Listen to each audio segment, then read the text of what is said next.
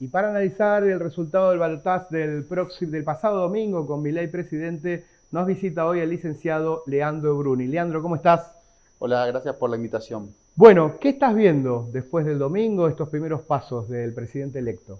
Bueno, estoy viendo por un lado que el domingo concluimos después de meses de una campaña muy larga, porque si bien las campañas oficiales arrancaron un poco antes de mitad de año, pero la política está haciendo campaña desde diciembre del año pasado. Larreta, por ejemplo, largó su primer spot de campaña en febrero, o sea que desde febrero con ese spot del Faro, el famoso spot del Faro, Sí. estamos en campaña. Y la gente siente que está en campaña hace más de un año, con un cansancio, con agotamiento, ya sin energía. Creo que el domingo estuvo claro quién es el oficialismo, quién es la oposición, básicamente el cristinismo, el albertismo ya está game over, fuera de juego, Sí.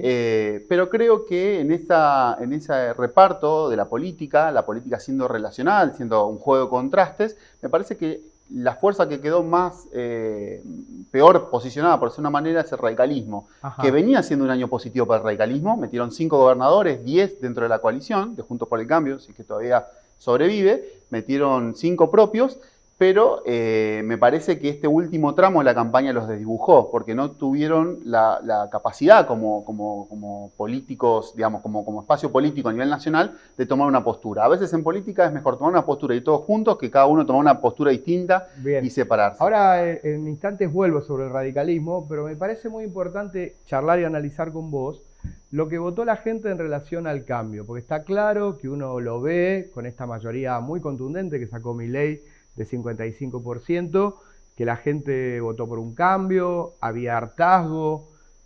Ahora, ¿qué cambio, no? Esto es lo que también hay que ver. ¿Qué significa haber querido dar vuelta a la página, no?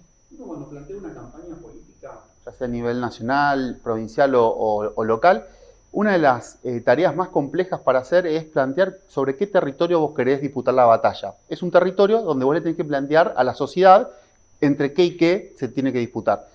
En este proceso electoral del 2023 existieron básicamente 5 terrenos distintos de campaña, de disputa política. Uno fue el de continuidad a cambio, sin duda. Fue el más importante, fue el que era natural, porque un gobierno que termina, necesariamente la disputa es continuidad a cambio, y donde todo parecía, digamos, donde el escenario local y el escenario internacional, a principio de año le daba ventaja a la oposición. Cualquiera te hubiese dicho en enero que era una elección para que la gane la oposición. Quizás Juntos por el Cambio. Yo hubiese dicho Larreta. Estaba toda para que gane Larreta. Sí, vos pensás después del 21 que estábamos todos pensando eso, ¿no? Bueno, evidentemente no fue el único escenario. Otros terrenos de batalla que se dieron fue, por ejemplo, el que instaló Milei muy efectivamente para las PASO, que fue casta o anticasta. Bien. Un territorio donde la gente tuvo que decidir entre una cosa y la otra y que le fue muy efectivo para las PASO, pero que no le permitía seguir creciendo en intención de votos para las generales y el balotaje. Otro fue kirchnerismo-antikirchnerismo, un terreno de batalla muy efectivo para Juntos por el Cambio, porque ya es un clásico de Juntos por el Cambio, ¿no? Esas dos caras de la misma moneda, Que kirchnerismo, Juntos Bullrich por el le Cambio. sirvió para ganarle a Larreta, pero después se quedó ahí. Exacto, exacto. Sí. Los estudios mostraban en las PASO, antes de las PASO, que la principal característica que unía a los votantes Juntos por el Cambio era el antikirchnerismo. Ninguna otra variable explicaba más la unión en Juntos por el Cambio. Entonces el equipo Bullrich lo que hizo, con el consultor Derek Hampton en la cabeza, lo que hicieron fue, analizando ese estudio, vamos por el antikirchnerismo. Vos ves, repasás ahora todos los videos, spots y demás, y ves un claro mensaje para el antikirchnerismo. Larreta fue por otro lado, quiso algo más zona gris, más en el medio, con algunos spots antikirchneristas, pero más zona gris. Quiero decirte algo que advertí después del resultado final con el diario del lunes, pero que medio lo ejemplificó Leandro Santoro el día después, que es, Larreta pensó en algún punto lo mismo que Massa, que es esto, con un mensaje contemplativo, con un lenguaje no tan destructivo, plantear una idea de nuevas mayorías, hablaba de que necesitaba el 70% en caso de ser presidente, y no se dio cuenta que para ganar su paso, esa posición no servía, porque Bullrich estaba más en un extremo que él, y luego pasó que Milei estaba más en el extremo que Bullrich, ¿no? Sí, exacto. Ahí fue, el error es pensar el 2023 como una campaña, y en realidad tenés 3 campañas distintas. En las PASO vos tenés que hablar a los propios, en las generales tenés que abrirte a los del centro, y en el balotaje tenés que romper a los enemigos, ¿no? De una manera, dividirlos. Bueno, esas 3 cosas no pasó en la campaña de Larreta, quedó en las PASO, pero no parecía que estaba en su lógica, porque planteó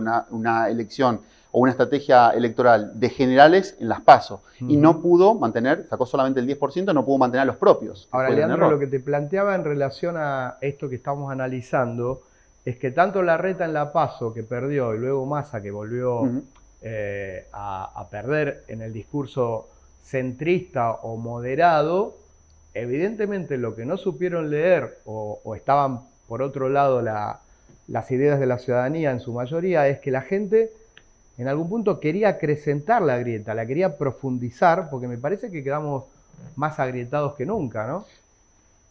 Es posible. Lo importante también es pensar y analizar qué gente, porque no existe la gente en general, es como cuando dicen, viste, el pueblo. Hay sectores. Sí, pero dentro del 55%, ¿cómo lo ves? De los que votaron ganador.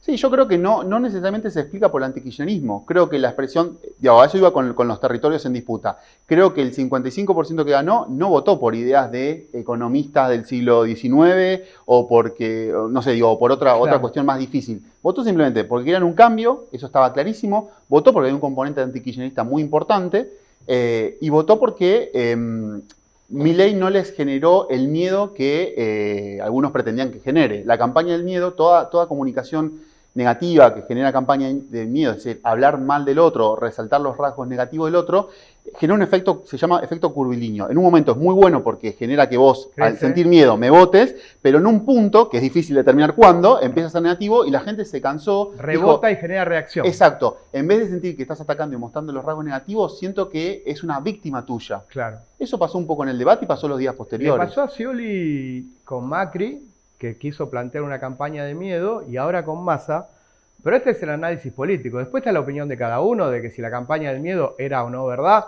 Yo me quedo del lado que digo, la verdad que es una campaña del miedo justificada, porque a mí ahora me da miedo el tráiler de la película de Milei en la transición, porque él ya está avisando todo lo que quiere hacer. Sí. Y lo dijo en campaña también. Macri estaba más lavado en el 15, ¿no? Sí, lo cierto es que vos tenés un gobierno saliendo con una evaluación negativa de la gestión por encima del 95%. O sea, 95% de la sociedad dice que este gobierno fue malo. ¿95 ahora? Sí. O sea, oscila entre el 90 y 95 hace 6 meses.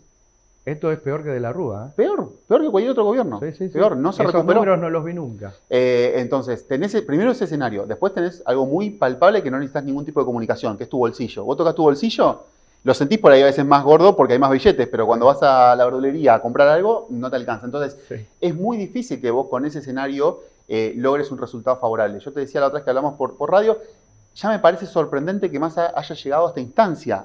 Fue una gran campaña la de Massa. Total. Y Massa fue un gran candidato. Esto no le quita mérito. Lo que decíamos la otra vez, el problema no fue Massa, fue el entorno. El entorno es lo que le generaba... ya era una locura ver que se ponga competitivo. Sí, uno de los grandes desafíos que tenía esta campaña es que cuando vos estudiás las posibilidades de ganar o de perder una elección, tenés que ver los pisos y los techos, lo que llaman pisos y techos. El techo básicamente es cuánta gente no está dispuesta a votarte. O se pregunta, nunca te votaría. Eso te marca un número y cuanto más alto sea ese número, así cuando haya más cantidad de gente que nunca te votaría, quiere decir que tenés menos chance de votar. Claro, Massa siempre, de ganar, perdón. Massa siempre tuvo más dificultades en ese techo. Y Milei, si bien generaba mucho rechazo de un sector muy concentrado, pero tenía más posibilidades de ganar, de perforar ese techo y de ser elector. Terminó pasando eso. ¿Te quedas un ratito más? Lo que quieras. Nosotros vamos a una tanda, la tanda aquí en Somos, y ya volvemos.